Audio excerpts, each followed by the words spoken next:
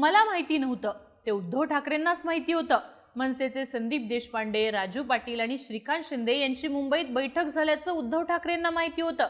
आता पडद्यामागे काय चालू आहे ते देखील उद्धव ठाकरेंना माहितीये. त्यांनीच या बैठकीची माहिती मला दिली. हे विधान आहे संजय राऊतांचं. त्याचं कारण ठरलंय ते कल्याण डोंबिवलीत मनसेने एकनाथ शिंदे यांच्या पक्षासोबत केलेली आघाडी.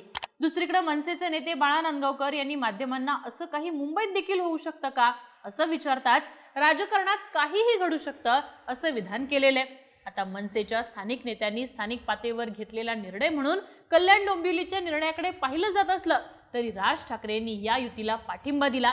त्यांच्या सहमतीनेच ही युती घडून आलेली आहे असं मनसेचे माजी आमदार राजू पाटलांनी सांगायला सुरुवात केलेली आहे. या एकूणच प्रकरणावरनं राजकारणात मात्र एक चर्चा जोरात सुरू झाली आहे. ती म्हणजे एकनाथ शिंदे आणि राज ठाकरे निवडणुकीपूर्वीच एकत्र होते का?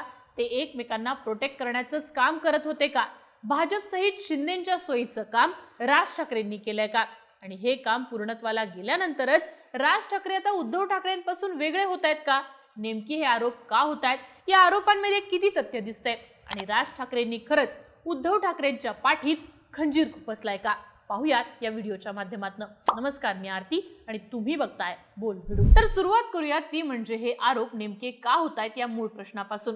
तर उद्धव ठाकरे आणि राज ठाकरे हे सत्तेपासून काहीच जागा दूर राहिले. उद्धव ठाकरेंनी 160 जागा मुंबईत लढवल्या तर राज ठाकरेंनी 53 जागा लढवल्या. यापैकी उद्धव ठाकरेंच्या शिवसेनेच्या 65 जागा निवडून आल्या तर राज ठाकरेंच्या फक्त 6 जागा निवडून आल्या. उद्धव ठाकरेंचा स्ट्राईक रेट 40.6चा तर राज ठाकरेंचा स्ट्राईक रेट 11%चा. साहजिकच राज ठाकरेंचे उमेदवार जिंकले नाहीत तर राज ठाकरे मागे पडले, म्हणून ठाकरे ब्रँड सत्तेपासून दूर झाला असं बोललं जाऊ लागलं. आणि इथूनच खऱ्या अर्थानं उद्धव ठाकरे यांच्या गटात राज ठाकरेंच्या भूमिकेबाबत संशय निर्माण करणारी चर्चा ही व्हायला लागली. मात्र प्रत्यक्षात राज ठाकरेंना मराठी इम्पॅक्ट कमी आहे अशा जागा उद्धव ठाकरेंच्या गटाने देऊ केल्या ही वस्तुस्थिती स्थानिक पत्रकारांकडून सांगण्यात आली. मनसेकडे सुद्धा तुल्यबळ उमेदवार नव्हते. जिथं होते तिथं ठाकरे गटाचे उमेदवार तयारी करत होते. पर्यायानं जागा वाटपात राज ठाकरेंची विकेट पडली होती. तरी सुद्धा राज ठाकरे यांच्यामुळे सत्तेपासून उद्धव ठाकरेंना दूर जावं लागलं असं नॅरेटिव्ह तयार होऊ लागलं. पण हे नॅरेटिव्ह अचूक वाटत नाही, कारण राज ठाकरे सोबत आल्यामुळेच उद्धव ठाकरे गटाला यश मिळाले. इंजिनाच्या कोळशामुळे मशाल पेटली असा उल्लेख या यशाचा केला गेला. अर्थात हे सगळं पाहताना राज ठाकरेंमुळेच उद्धव ठाकरेंना बळ मिळालं, निवडणुकीत मराठीचा मुद्दा आणता आला असं दिसून येतं. पण इथं सुद्धा राज ठाकरेंबाबत काही प्रश्न दूर होताना दिसत नाहीत. आता यातला मुख्य मुद्दा तो म्हणजे राज ठाकरेंनी प्रचारात आणलेला अदानींचा मुद्दा.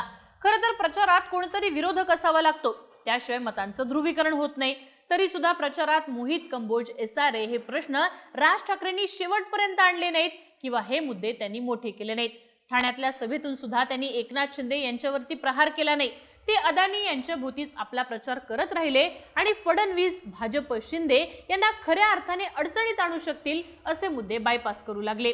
अर्थात या टीकेमध्ये तथ्य दिसतं, कारण मोहित कंबोज यांनी सुद्धा इलेक्शन नंतर झालेल्या मुलाखतीत राज ठाकरेंचं कौतुक केलंय. SRAच्या संदर्भातनं कंबोज यांच्यावरती टीका होताना दिसते, पण राज ठाकरेंनी आपला सगळा मोर्चा अदानींकडे शिफ्ट केलेला. मूळ प्रश्नावरती टीका होऊ नये अशीच भूमिका राज ठाकरेंनी घेतली होती असं सुद्धा या निमित्ताने बोललं गेलं. अर्थात हे खरं जरी समजायचं तरी उद्धव ठाकरे यांनी सुद्धा मूळ प्रश्नांना म्हणजे कंबोज, SRA या गोष्टींना बगल दिली असंच म्हणता येतं. थोडक्यात राज ठाकरे निवडणुकीपूर्वी भाजप आणि एकनाथ शिंदे यांच्यासोबत संधान साधून होते असे आरोप केले जात आहेत किंवा अशा चर्चा घडून आणल्या जात आहेत. यामध्ये तितकं तथ्य वाटत नाही. पण हा निकालानंतर राज ठाकरेंनी आपली भूमिका बदललेली आहे. आता ते उद्धव ठाकरे यांच्यासोबत एकत्रित निवडणुका लढवण्यासाठी तितके इच्छुक नाहीयेत असं मात्र म्हणता येतं. आता त्याचं पहिलं कारण सांगता येतंय ते म्हणजे कल्याण डोंबिवलीच्या राजकारणात आपल्याला जो काही या ठिकाणी खेळ पाहायला मिळतो त्यावरनं. खरं तर कल्याण डोंबिवली हा मुंबईच्या बाहेरचा नव्याने श्रीमंत होणारा भाग.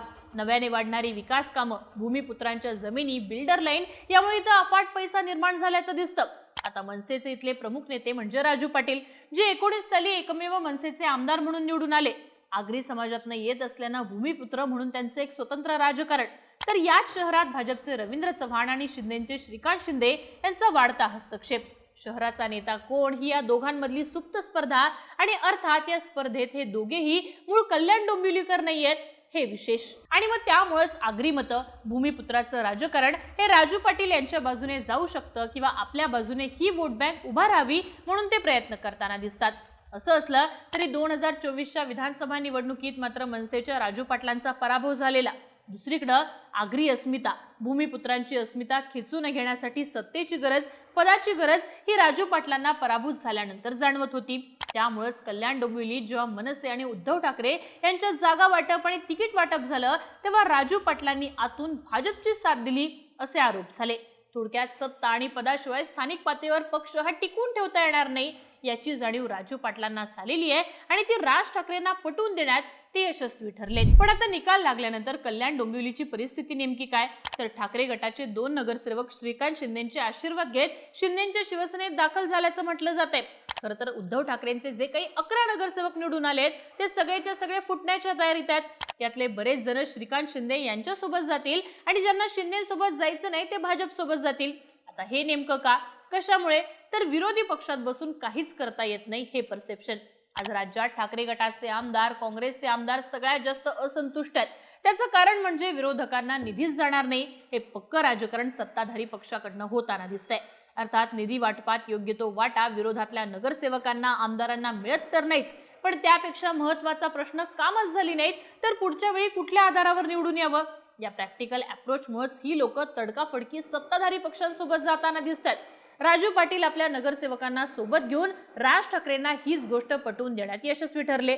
असो, पण इथे महत्वाचा मुद्दा आहे तो म्हणजे उद्धव ठाकरेंच्या राजकारणाचा.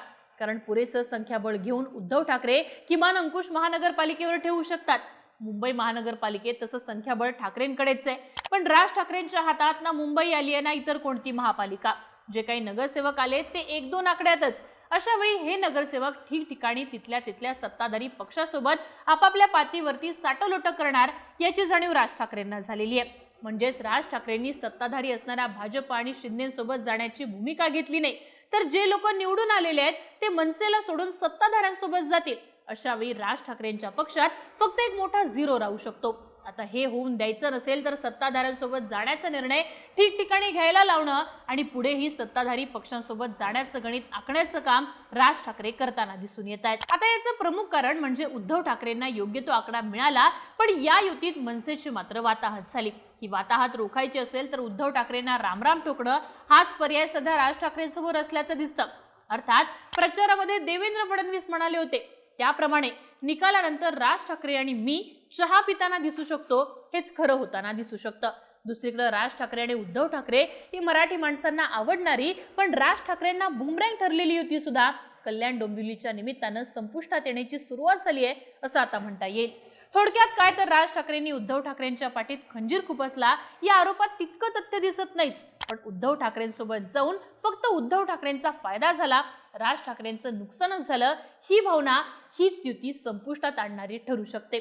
तुम्हाला काय वाटतं, राज ठाकरे आणि उद्धव ठाकरे यांची महानगरपालिकेच्या निमित्तानं झालेली ही युती भविष्यात टिकून राहील की आता नंतर ती युती तुटताना दिसेल?